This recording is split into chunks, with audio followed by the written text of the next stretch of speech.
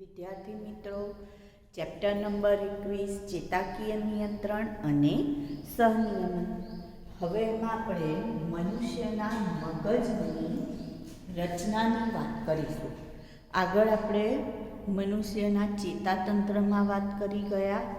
હવે એની જે મગજ અને કરોડરજ્જુ છે એના રક્ષણાત્મક આવરણ અને જે CNS એટલે કે મધ્યસ્થ ચેતાતંત્ર છે એના વિસ્તારમાં આપણે બે દ્રવ્યની વાત કરી હતી, શ્વેત દ્રવ્ય અને ભૂખરું દ્રવ્ય.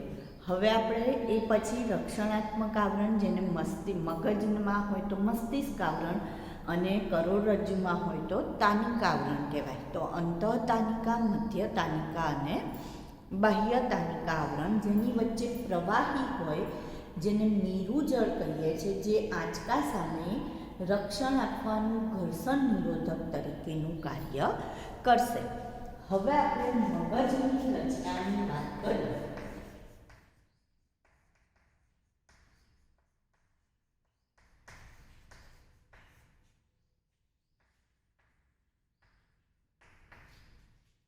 મનુષ્યના મગજની રચના. તો મનુષ્યનું મગજ એટલે કે મગજ જે છે એ મધ્યસ્થ ચેતાતંત્રનો અગત્યનો ભાગ છે અથવા મહત્વનો ભાગ છે. મધ્યસ્થ ચેતાતંત્રનો સૌથી મહત્વનો ભાગ એટલે મગજ, જે શરીરની દરેક ક્રિયાઓનું નિયમન કરતું કેન્દ્ર છે એટલે મગજ. શરીરની દરેક ક્રિયાઓનું નિયમન કરતું કેન્દ્ર એટલે શું આવશે? મગજ તરીકે એને ઓળખવામાં આવે છે. હવે જો એનું પુખ્ત મનુષ્યમાં વજન જોઈએ આપણે તો 1200 થી 1400 ગ્રામ જેટલું આપણને જોવા મળશે. એ પછી ગમે તેનું મગજ હોય, આઇન્સ્ટાઈનનું હોય કે કોઈનું પણ હોય, તો એનું વજન કેટલું જોવા મળશે? તો કે 1200 થી 1400 ગ્રામ. હવે અમે એમ કહે છે કે જે સ્ત્રી છે એ સ્ત્રીની અંદર જો આપણે જોઈએ તો પુખ્ત સ્ત્રીમાં 1250 ગ્રામ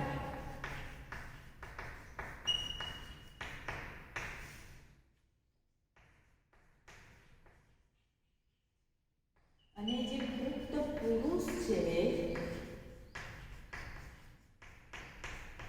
એમાં 1400 ગ્રામ મગજનું વજન જોવા મળે છે. એટલે અહીંયા પણ સ્ત્રીઓમાં આપણે જોઈએ તો આપણને કેવું જોવા મળશે? ઓછું વજન જોવા મળશે. તો સ્ત્રીમાં 1250 ગ્રામ અને પુરુષમાં 1400 ગ્રામ વજન હોય છે. બરાબર, મગજના વજનની આપણે વાત કરી રહ્યા છે. હવે એમાં જો ચેતાકોષની સંખ્યા જોઈએ તો 100 અબજ જેટલી હોય.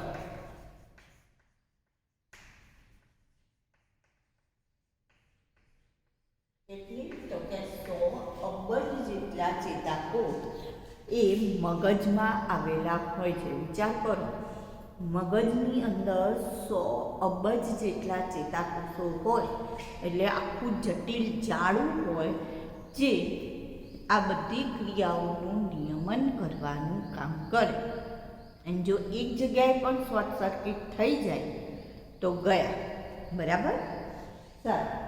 હવે મગજના આજે મગજની રચના છે થોડી જટિલ છે, તો એને અભ્યાસની સરળતા ખાતર 3 ભાગમાં સ્થાનના આધારે વહેંચી દીધેલું છે. બાકી જ્યારે જે મગજના સ્પેશિયાલિસ્ટ હોય જેને આપણે ન્યુરોસર્જન કહીએ છીએ, ન્યુરો, બરાબર, અને મગજની સર્જરી હોય તો એને ન્યુરોસર્જરી તરીકે ઓળખવામાં આવે છે.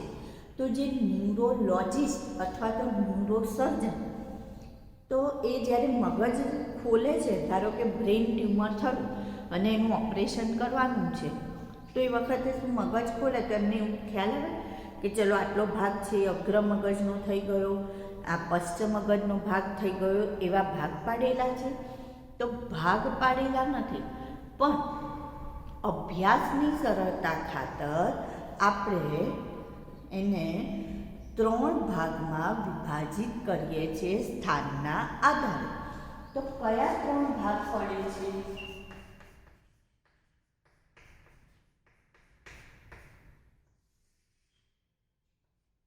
તો સ્થાનના આધારે ભાગ છે, એટલે પહેલું આવશે અગ્ર મગજ.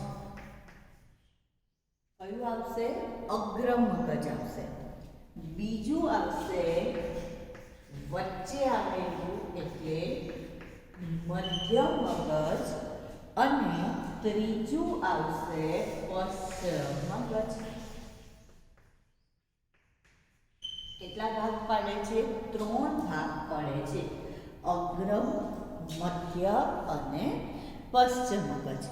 હવે આમાંથી જે અગ્ર મગજ છે એ અગ્ર મગજ એમાં જોઈએ તો એની અંદર કોનો સમાવેશ કરીશું આપણે? તો ઘ્રાણપિંડ. શું છે એ વાત આપણે પછી કરીએ છીએ ડિટેલમાં. ઘ્રાણપિંડ, બૃહદ મસ્તિષ્ક. ઘ્રાણપિંડ, બૃહદ મસ્તિષ્ક અને આંતર મસ્તિષ્ક.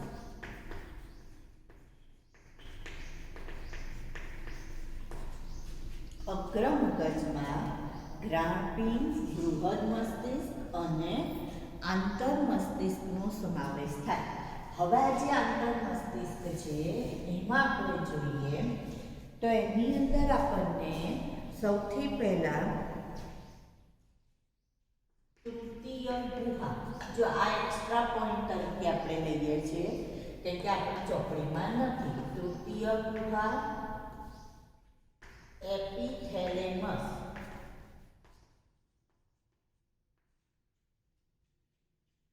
થેલેમસ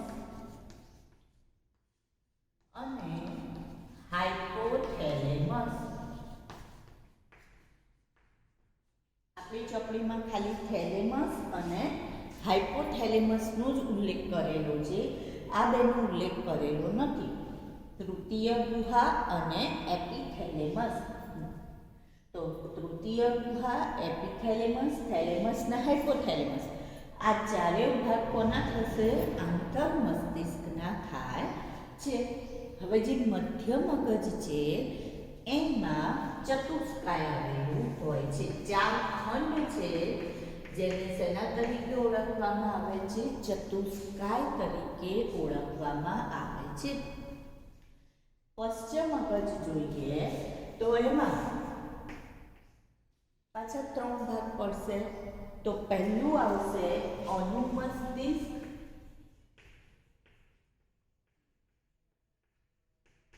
બીજું આવશે સેતુ જેને પોન્સ તરીકે પણ ઓળખાય, અને ત્રીજું આવશે લંબ મજ્જા. તો અનુમસ્તિષ્ક, સેતુ અથવા એને પોન્સ કહેવાય, અને લંબ મજ્જા. તો અનુમસ્તિષ્ક અને લંબ મજ્જાને જે જોડે એને શેના તરીકે ઓળખીશું? આપણે સેતુ તરીકે ઓળખીએ છીએ. શેના તરીકે ઓળખીશું? સેતુ તરીકે. અને આ કોના ભાગ થઈ ગયા? તો કે પશ્ચ મગજના ભાગ થાય છે. તો આ આખી કોની રચના થઈ? તો કે મગજના જુદા જુદા ભાગોની રચના થઈ. કયા કયા ભાગો જોવા મળે છે આપણને? અગ્ર મગજ, મધ્ય મગજ, પશ્ચ મગજ. અગ્ર મગજમાં આપણે શું કહીશું? ઘ્રાણપિંડ, બૃહદ મસ્તિષ્ક અને આંતર મસ્તિષ્ક. આંતર મસ્તિષ્કમાં તૃતીય ગુહા, એપિથેલેમસ, થેલેમસ અને હાઇપોથેલેમસ. મધ્ય મગજમાં આવશે ચતુષ્કાય. પશ્ચ મગજમાં આવશે અનુમસ્તિષ્ક, સેતુ અને લંબ મજ્જા. હવે આમાંથી પહેલા આપણે કોની વાત કરવાની છે? અગ્ર મગજની.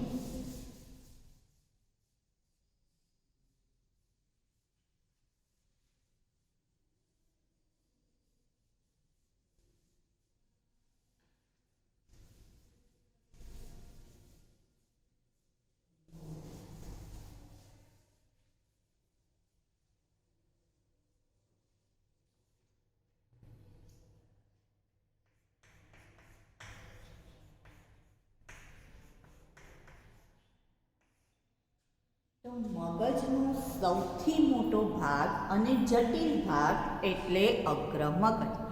મગજનો સૌથી મોટો અને જટિલ ભાગ એટલે શું કહેવાય? અગ્રમગજ તરીકે એને ઓળખવામાં આવે. હવે એમાં ઘ્રાણપિંડ, બૃહદ મસ્તિષ્ક અને આંતર મસ્તિષ્કનો સમાવેશ થાય છે. તો પહેલી કોની વાત કરીશું આપણે? ઘ્રાણપિંડ. તો ઘ્રાણ એટલે આપણે શું કહીએ છીએ? સ્મેલ કહીશું. ઘ્રાણ એટલે શું કહીશું? સ્મેલ. તો ઘ્રાણપિંડ એ શું છે? તો કે જે આપણે વાસની અથવા તો આપણે જે સુગંધની અથવા તો ગંધની જે સંવેદના પારખીએ છીએ એના માટેનું કેન્દ્ર, એટલે એને શેના તરીકે ઓળખીએ છીએ? ઘ્રાણપિંડ તરીકે ઓળખીએ છીએ. હવે અહીંયા જો ઘ્રાણપિંડની વાત કરીએ તો એ કેવા જોવા મળશે? તો કે એકદમ નાના મગના દાણા, મગદળનું જે દાણું હોય એના જેવા જોવા મળે છે. એટલે મગદળ આકારના.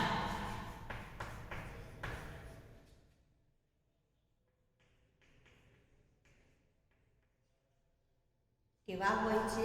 મગદળ આકારના, કદમાં નાના,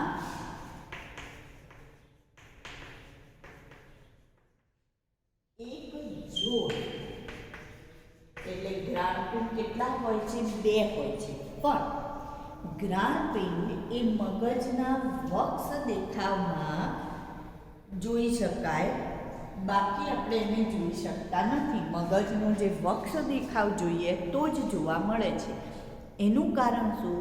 તો કે એની ઉપર શું આવી જાય છે? બૃહદ મસ્તિષ્ક ગોળાર્ધ અથવા તો બૃહદ મસ્તિષ્ક. તો આપણે એવું કહીશું કે ઘ્રાણપિંડ એ મગજના વક્ષ દેખાવમાં જ જોવા મળે છે, કારણ કે તે બૃહદ મસ્તિષ્ક ગોળાર્ધથી ઢંકાયેલા હોય છે.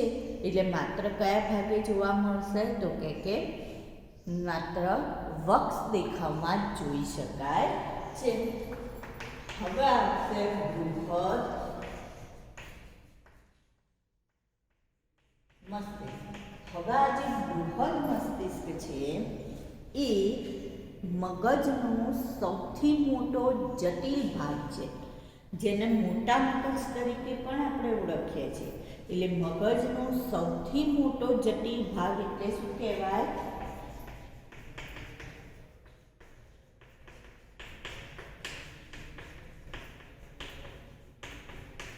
બૃહદ મસ્તિષ્ક તરીકે ઓળખવામાં આવે છે.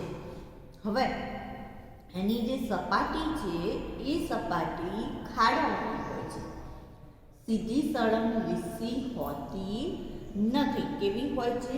ખાડાવાળી સપાટી હોય છે. બરાબર. જેને ગર્ત અથવા તો ગાયલી તરીકે પણ ઓળખવામાં આવે છે, પણ એવી વાત આપણે અહીંયા કરેલી નથી, એવું આપણે આમાં આવતું નથી. હવે આ જે બૃહદ મસ્તિષ્ક છે એ 2 ગોળાર્ધમાં, 2 ભાગમાં વહેંચાયેલું છે. તો 2 બૃહદ મસ્તિષ્ક ગોળાર્ધ એકબીજા સાથે ચેતાતંતુના પટ્ટા વડે જોડાયેલા હોય છે. શેના વડે જોડાયેલા હોય? ચેતાતંતુના પટ્ટા, જેને કહેવાય કેલોસમ કાય.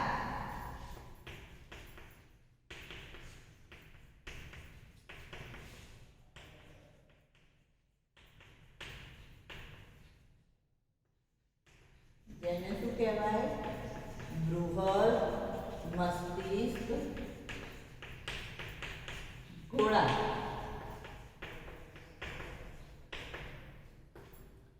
2 બૃહદ મસ્તિષ્ક ગોળાર્ધ એકબીજા સાથે મજ્જિત ચેતાતંતુની પટ્ટીથી જોડાયેલા છે.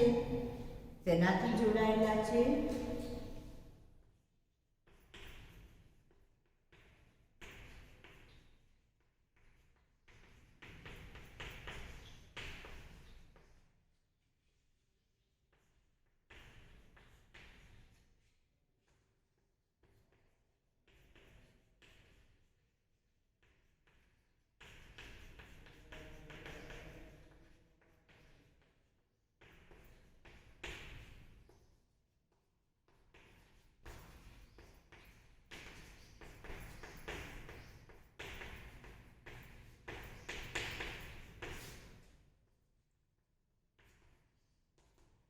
એને શેના તરીકે ઓળખીશું? કેલોસમ કાર તરીકે ઓળખવામાં આવે છે. હવે આ જે બૃહદ મસ્તિષ્ક ગોળાર્ધની સપાટી છે એમાં બહારની સપાટીને બાહ્યક તરીકે ઓળખવામાં આવે છે અને અંદરની સપાટી જેને અંતઃ સપાટી તરીકે ઓળખવામાં આવે છે. તો જે સપાટી છે સપાટી કેટલા ભાગમાં વહેંચાયેલી છે? બે ભાગમાં. બહારની સપાટીને શું કહીશું આપણે? બાહ્યક કહીએ છીએ અને અંદરની સપાટીને શું કહીએ છીએ? અંતઃ સપાટી. શેના તરીકે ઓળખીશું? અંતઃ સપાટી. હવે જે બાહ્યક છે ભૂખરા દ્રવ્યનું બનેલું છે. તો આપણે જ્યારે ભૂખરું અને શ્વેત દ્રવ્ય વચ્ચે તફાવત લીધો ત્યારે આપણે કહું હતું કે મગજમાં શ્વેત દ્રવ્ય કઈ તરફ છે? તો કે અંદર તરફ. અને ભૂખરું દ્રવ્ય કઈ તરફ છે? તો કે બહાર તરફ. જ્યારે કરોડરજ્જુમાં ભૂખરું દ્રવ્ય અંદર તરફ અને શ્વેત દ્રવ્ય બહાર તરફ. તો બાહ્યક શેનું બનેલું હોય? તો કે ભૂખરું દ્રવ્યનું બનેલું હોય છે. તો ભૂખરું દ્રવ્ય ધરાવે છે. તો અંતઃ સપાટીમાં કયું દ્રવ્ય આવશે? શ્વેત દ્રવ્ય. હવે આ શ્વેત દ્રવ્યના કારણે અંતઃ સપાટી કેવી બની જાય છે? તો કે અપારદર્શક બને છે. કેવી બને છે? અપારદર્શક. કારણ કે શ્વેત દ્રવ્ય આવી ગયું ને એટલે કેવી બની જશે? અપારદર્શક સપાટી બની જાય છે. હવે અહીંયા જોઈએ બાહ્યકમાં વાત કરીએ તો એ શું ધરાવે છે? તો કે ગર્ત ધરાવે છે. બાહ્યક શું ધરાવે છે? ગર્ત ધરાવે છે એટલે ખાડાવાળી સપાટી ધરાવે છે અને સાથે સાથે સંવેદી પ્રેરક એવા વિસ્તાર ધરાવે છે. અને આ જે સંવેદી પ્રેરક એવા વિસ્તાર છે એમાં જુદા જુદા કેન્દ્ર આવેલા છે. જે કેન્દ્ર શું કામ કરે છે? તો કે જુદી જુદી સંવેદનાઓને ગ્રહણ કરે. આપણી જૂની ચોપડીમાં આપેલું હતું કે બૃહદ મસ્તિષ્ક ગોળાર્ધ જે છે એમાં 4 પ્રકારના અગ્ર કપાલી, મધ્ય કપાલી, શંખક અને પશ્ચ કપાલી. અગ્ર કપાલી, મધ્ય કપાલી, શંખક અને પશ્ચ કપાલી આવા 4 ખંડ આવેલા હોય. અગ્ર કપાલીમાં ઐચ્છિક ક્રિયાઓનું નિયમન કરતા કેન્દ્ર આવેલા હોય છે. કઈ? ઐચ્છિક ક્રિયાઓનું નિયમન કરતા કેન્દ્ર એટલે આપણા જે હાથ પગ છે એની ક્રિયાઓનું નિયમન કરતા કેન્દ્ર ક્યાં આવેલા હોય? તો કે અગ્ર કપાલી ખંડમાં આવેલા હોય છે. મધ્ય કપાલી ખંડ જેમાં અનૈચ્છિક ક્રિયાઓનું નિયમન કરતા કેન્દ્ર એટલે આપણું હૃદય, મગજ એ બધાના નિયમન કરતા કેન્દ્ર ક્યાં આવેલા છે? મધ્ય કપાલી કેન્દ્રમાં. એની સાથે સાથે એવું કહે છે તાપ, વાસ એટલે આપણને જે તાપમાનનો અહેસાસ થાય છે, વાસ એટલે આપણને સારી સુગંધ અને દુર્ગંધ એનો જે અહેસાસ થાય છે, સ્પર્શ, આવી સંવેદના માટેના કેન્દ્ર પણ મધ્ય કપાલીમાં આવેલા હોય છે.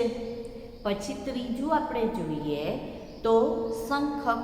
તો એમાં શ્રવણ સંબંધી એટલે કે કાનને લગતા જે કેન્દ્ર છે, શ્રવણ સાંભળવાની ક્રિયા માટેના કેન્દ્ર એ ક્યાં હોય? તો કે શંખકમાં હોય છે. અને છેલ્લે આવશે પશ્ચ કપાલી. તો પશ્ચ કપાલીમાં દ્રશ્ય એટલે કે આપણે જે જોવાની પ્રક્રિયા છે એની સાથે સંકળાયેલા કેન્દ્ર એ પશ્ચ કપાલીમાં આવેલા હોય છે. તો ટૂંકમાં જે બૃહદ મસ્તિષ્ક છે એમાં બધા કેન્દ્ર આવેલા હોય છે. પછી ત્રીજું લઈએ આપણે થેલેમસ. તો થેલેમસ કારણ કે આપણી ચોપડીમાં જે રીતનો ભાગ આપેલા છે આપણે એમ જ વાત કરીએ છીએ. તો થેલેમસની વાત કરીએ તો બૃહદ મસ્તિષ્ક આવરણથી ઘેરાયેલી રચના છે અને એવું કહે છે કે આ જે થેલેમસ છે એમાં સૌથી પહેલાં બધા જ સંદેશા ક્યાં આવે છે? તો કે થેલેમસ એ બધા સંદેશાઓને ગ્રહણ કરે છે અને પછી એના યોગ્ય કેન્દ્રમાં એને મોકલવાનું કામ કરશે. એટલે હેડ ઓફિસ કોણ છે? તો કે થેલેમસ. ધારો કે તમારો મોબાઈલ બગડ્યો, સેમસંગ કંપનીનો મોબાઈલ છે, બગડ્યો, તમે રિપેરિંગ માટે એના સ્ટોરમાં ગયા કે એનું જે સર્વિસ સ્ટેશન છે ત્યાં પહોંચ્યા, તો મેઇન પહેલાં એક રિસેપ્શનિસ્ટ હોય તો એ તમને વેલકમ કરે, પૂછે કે બોલો શું તકલીફ છે, તમે કહો કે મારે કીપેડમાં તકલીફ છે, તો તમને એ ડિપાર્ટમેન્ટમાં એ મોકલશે. તમે ધારો કોઈ કહો છો કે મારે સ્ક્રીનમાં તકલીફ છે, તો એ બીજા ડિપાર્ટમેન્ટમાં, સ્ક્રીનવાળા ડિપાર્ટમેન્ટમાં મોકલશે, બરાબર. કોઈ કહેશે કે મારે આના સ્પીકરમાં તકલીફ છે, તો એ ડિપાર્ટમેન્ટમાં. તો દરેક ડિપાર્ટમેન્ટ કેવા છે, જુદા જુદા હોય છે, પણ એ બધાની માટેની માહિતી આપવા માટે સૌથી પહેલાં એક મેઇન રિસેપ્શનિસ્ટ બેસાડેલી હોય અથવા તો બેસાડેલો હોય. તો એવી જ રીતના અહીંયા મેઇન આપણે મગજનો રિસેપ્શનિસ્ટ કોણ, તો કે થેલેમસ. બધા જ સંદેશા પહેલાં કોની પાસે જાય, બધી સંવેદના થેલેમસ પાસે જાય. એ દ્રશ્યની હોય, શ્રાવ્યની હોય, આપણને વાગ્યું હોય એની હોય, કે કોઈ પણ પ્રકારની સંવેદના હોય, તો એ બધી થેલેમસ પાસે જાય. પછી થેલેમસ એને એના યોગ્ય કેન્દ્રમાં મોકલવાનું કામ કરે છે. અને છેલ્લે આવશે હાઇપોથેલેમસ. તો આ જે હાઇપોથેલેમસ છે એ મગજમાં આવેલો એવો ભાગ છે કે જે ચેતાસ્ત્રાવી કોષો ધરાવે છે. એટલે એનો મતલબ એ અંતઃસ્ત્રાવોનું સ્ત્રાવ કરવાનું કામ કરે છે, રિલીઝિંગ હોર્મોન જેને કહેવાય. અને એના દ્વારા બીજી બધી ગ્રંથિઓને સ્ત્રાવ કરવા માટે શું કરે છે, ઉત્તેજિત કરે છે. તો આવા જે રિલીઝિંગ હોર્મોન્સ છે એમને હાઇપોથેલેમિક હોર્મોન તરીકે પણ અથવા અંતઃસ્ત્રાવ તરીકે પણ આપણે ઓળખીએ છીએ. તો હાઇપોથેલેમસ એ ચેતાસ્ત્રાવી કોષો ધરાવે છે અને હાઇપોથેલેમિક અંતઃસ્ત્રાવનો સ્ત્રાવ કરે. હવે જે બૃહદ મસ્તિષ્ક ગોળાર્ધ છે એનું ભૂખરું દ્રવ્ય એ બદામ આકારે ગોઠવાયેલું હોય. કેવા આકારે ગોઠવાયેલું હોય, બદામ આકારે. તો આ જે ભૂખરું દ્રવ્ય છે એ અને હાઇપોથેલેમસ, ભૂખરું દ્રવ્ય, બૃહદ મસ્તિષ્ક ગોળાર્ધનું ભૂખરું દ્રવ્ય અને હાઇપોથેલેમસ એકબીજા સાથે જોડાઈ એક લિમ્બિક તંત્રની રચના હિપોકેમ્પસ સાથે જોડાય. કોની સાથે જોડાય, હિપોકેમ્પસ અને લિમ્બિક તંત્રની રચના કરે છે. ભૂખરું દ્રવ્ય અને હાઇપોથેલેમસ એકબીજા સાથે જોડાય અને ભૂખરું દ્રવ્ય અને હિપોકેમ્પસ એકબીજા સાથે જોડાય તો લિમ્બિક તંત્રની રચના કરે. હિપોકેમ્પસ શું છે, તો કે બૃહદ મસ્તિષ્કમાં આવેલો એક ભાગ જેને હિપોકેમ્પસ તરીકે ઓળખવામાં આવે છે. તો ભૂખરું દ્રવ્ય અને હિપોકેમ્પસ બે ભેગા મળી કોની રચના કરે છે, લિમ્બિક તંત્ર. લિમ્બિક તંત્ર અને હાઇપોથેલેમસ બે જો ભેગા મળે, બે એકબીજા સાથે જોડાઈ જાય તો જાતીય વર્તણૂક, ઉત્તેજના, ખુશી, ગુસ્સો, ભય, લાગણી અને પ્રેરણાનું નિયમન કરવાનું કામ કરે. કયા બેની વાત કરીએ છીએ આપણે, લિમ્બિક તંત્ર અને હાઇપોથેલેમસ બંને જો એકબીજા સાથે જોડાઈ જાય તો આપણે જે જાતીય જે આવેગ છે એ, પછી ભય, લાગણી, આવી જે વર્તણૂક છે, દુઃખ, હર્ષ એટલે ખુશી, આવી લાગણીઓનું નિયમન કરવાનું કાર્ય કરશે આ બંને તંત્ર ભેગા મળી. હવે આમાંથી કેટલીક ઉત્તેજના, ખુશી, ગુસ્સો આવા બધા છે શું છે, તો કે લાગણીની પ્રતિક્રિયા છે. જે લાગણીઓ છે એની પ્રતિક્રિયા છે જે આપણે રજૂ કરીએ છીએ. કોઈ પણ લાગણી હોય એની સામેની પ્રતિક્રિયા આપણી રજૂ કરતા હોઈએ છીએ. હવે આપણે અહીંયા જોઈએ તો આપણને આ મગજની રચના જોવા મળશે, બરાબર. આ રીતના મગજની રચના જોવા મળે છે. તો આમાં તમે જે જુઓ છો, આ સૌથી પહેલાં તમને આ જે ભાગ જોવા મળે છે એ ભાગ છે બૃહદ મસ્તિષ્ક. કયો ભાગ જોવા મળે છે, બૃહદ મસ્તિષ્ક. તો તમે જોશો કે એ ભાગ ગળીવાળો છે, બરાબર. એ ભાગ સીધો નથી પરંતુ ખાંચા ગળીવાળો છે, જેને ગર્ત તરીકે આપણે ઓળખીએ છીએ. હવે જુઓ, આખું બૃહદ મસ્તિષ્ક, જેમાં આપણે વાત કરી હતી કે આગળનો ભાગ એને અગ્ર કપાલી કહેવાય. કયો ખંડ કહેવાય? અગ્ર કપાલી. પછી આવશે મધ્ય કપાલી. કયો? મધ્ય કપાલી. શંખક, અહીંયા શંખક, અને પશ્ચ કપાલી, અહીંયા પાછળ આવશે પશ્ચ કપાલી ખંડ, બરાબર. અગ્ર કપાલી, મધ્ય કપાલી, શંખક અને પશ્ચ કપાલી ખંડ. હવે અહીંયા જોઈએ તો બૃહદ મસ્તિષ્ક બે ગોળાર્ધમાં વહેંચાયેલું છે. બૃહદ મસ્તિષ્ક કેટલા ગોળાર્ધમાં વહેંચાયેલું છે? તો તમે અહીંયા જોશો બે ગોળાર્ધમાં. બંને ગોળાર્ધ, બૃહદ મસ્તિષ્ક ગોળાર્ધ એકબીજા સાથે મજ્જિત ચેતાતંતુના પટ્ટાથી જોડાય છે. તો આ બે બૃહદ મસ્તિષ્ક ગોળાર્ધ એકબીજા સાથે શેના વડે જોડાયેલા છે? તો કે ચેતાતંતુના પટ્ટા વડે જોડાય છે. શેના વડે જોડાય છે? ચેતાતંતુ, મજ્જિત ચેતાતંતુના પટ્ટા, જેને કેલોસમ કાય તરીકે ઓળખે. હવે એની અંદરની આંતરિક રચના આપણે જોતા જઈએ તો આંતરિક રચનામાં આપણે જોઈશું તો આ જે પીળા રંગની ગોળ જોવા મળે છે એ છે પિચ્યુટરી ગ્રંથિ. કઈ ગ્રંથિ છે? પિચ્યુટરી ગ્રંથિ.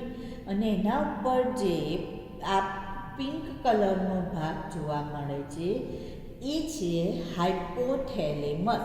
કયો ભાગ? હાઇપોથેલેમસ. તો આ હાઇપોથેલેમસ છે આખું બૃહદ મસ્તિષ્કનો ભાગ છે. આ કયો ભાગ છે? બૃહદ મસ્તિષ્કનો. પિચ્યુટરી ગ્રંથિ, હાઇપોથેલેમસ, અને હાઇપોથેલેમસની ઉપર જ શું ગોઠવાયેલું હોય? તો કે થેલેમસ ગોઠવાયેલું હોય છે. હવે અહીંયા જોઈએ તો અહીંયા આવશે મધ્ય મગજ. કયો ભાગ આવશે? મધ્ય મગજનો ભાગ આવે છે અહીંયા. અને એ ચાર ગુહાઓ, પોલાણ બનાવે છે, જેને ચતુષ્કાય ખંડ તરીકે ઓળખવામાં આવે. ચાર પોલાણ બનાવે. અહીંયા એ કેટલા પોલાણ બનાવશે? ચાર પોલાણ બનાવશે, જેને ચતુષ્કાય ખંડ તરીકે ઓળખીએ છીએ. ત્યાર પછી પશ્ચિમ મગજમાં આપણે જોઈએ તો એમાં આ અનુમસ્તિષ્ક, પાંદડા જેવું દેખાય છે, શું છે? અનુમસ્તિષ્ક છે. અહીંયા આવશે સેતુ. અને આ નીચેનો ભાગ, જો અનુમસ્તિષ્કનો ભાગ અહીંયા પણ આપણને જોવા મળે તો આ મોટું મગજ અને અનુમસ્તિષ્કને શેના તરીકે ઓળખીશું? નાના મગજ તરીકે આપણે ઓળખીએ છીએ. તો આ મોટું મગજ અને અહીંયા નાનું મગજ એવું કહીએ છીએ. સેતુ આવશે અહીંયા અને અહીંથી લંબ મજ્જા શરૂ થાય છે. કયો ભાગ શરૂ થશે? લંબ મજ્જા. આ નીચેનો ભાગ એ લંબ મજ્જા. અને ત્યાર પછી કરોડ સ્તંભની શરૂઆત થશે. શેની શરૂઆત થાય છે? કરોડ સ્તંભની શરૂઆત થશે, બરાબર. તો જો અહીંયા આપણે જોઈએ અને જો આ ઘ્રાણ પિંડ દેખાય છે. ઘ્રાણ પિંડ એક જોડ ઘ્રાણ પિંડ જોવા મળશે. આ રીતના એક જોડ ઘ્રાણ પિંડ. કયા દેખાવમાં? આપણે કહ્યું હતું ખાલી વક્ષ દેખાવમાં જોવા મળશે. એટલે અહીંયા મેં આમ કર્યું મગજ તો તમને જોવા મળશે. જો આમ કરીએ તો જોવા મળતા નથી. કેમ નથી મળતા? કારણ કે શું આવી જાય છે? બૃહદ મસ્તિષ્ક. એટલે આપણને ઘ્રાણ પિંડ જોવા મળતા નથી, બરાબર. સારું. જો જે આપણે ચતુષ્કાયની વાત કરી મધ્ય મગજમાં ચાર પોલાણ અથવા ચાર ગુહા, ચતુષ્કાય અહીંયા દેખાય છે, બરાબર. આ ચતુષ્કાય આ પટ્ટાઓ વડે જોડાયેલું છે.